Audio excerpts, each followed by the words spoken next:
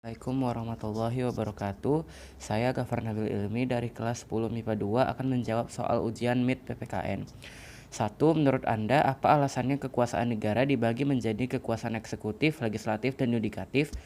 Menurut saya, dalam menjalankan pemerintahan negara, kekuasaan harus dibagi supaya tidak terjadi tindakan kesewenang-wenangan antar pemerintahan dan lembaga-lembaga negara. Kedua, menurut Anda, apakah teori Montesquieu diterapkan di Indonesia dan apa buktinya?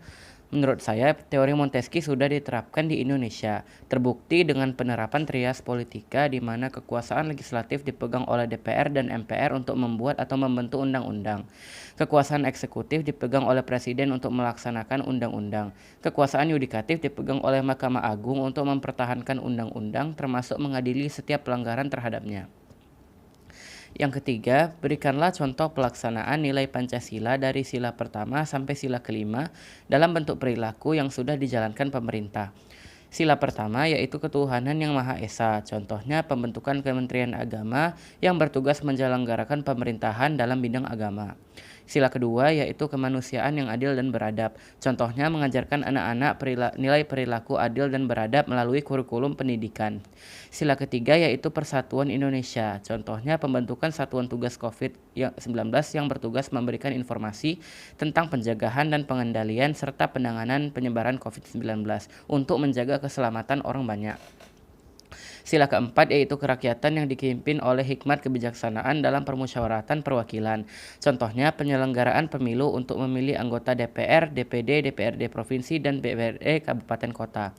Sila kelima yaitu keadilan sosial bagi seluruh rakyat Indonesia. Contohnya pembentukan Mahkamah Agung yang bertugas membina keseragaman dalam penerapan hukum melalui putusan kasasi dan peninjauan kembali agar menjaga semua hukum dan undang-undang di seluruh wilayah negara Indonesia diterapkan secara adil.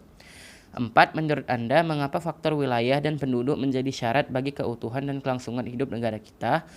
Menurut saya, faktor wilayah dan faktor penduduk merupakan aspek yang sangat penting dalam keberlangsungan negara kita. Indonesia adalah negara dengan bentuk pemerintahan demokrasi yang membutuhkan suara masyarakat untuk memilih pejabat pemerintah. Indonesia juga negara yang memiliki jumlah penduduk yang sangat banyak, sehingga hal-hal tentang kewilayahan bersifat sangat penting. 5. Di negara kita saat ini masih banyak tindak kejahatan korupsi, narkoba, dan lain-lain.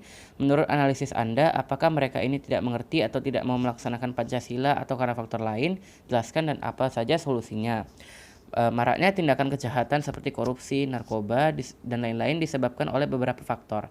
Di antaranya hukum yang lemah, adanya kesempatan, tingkat pendidikan yang rendah, kesenjangan sosial, keserakahan, dan kepentingan pribadi.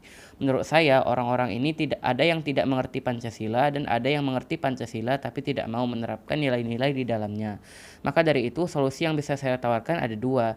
Yang pertama, mensosialisasikan lagi pemahaman terkait nilai-nilai Pancasila baik melalui TV, radio, atau yang lain. Yang kedua, mempertegas lagi hukum-hukum tentang tindak kejahatan karena salah satu faktor kejahatan adalah hukum yang lemah dan tidak memberi efek jera pada pelaku. Demikian jawaban saya, mohon maaf bila ada kesalahan. Terima kasih. Wassalamualaikum warahmatullahi wabarakatuh.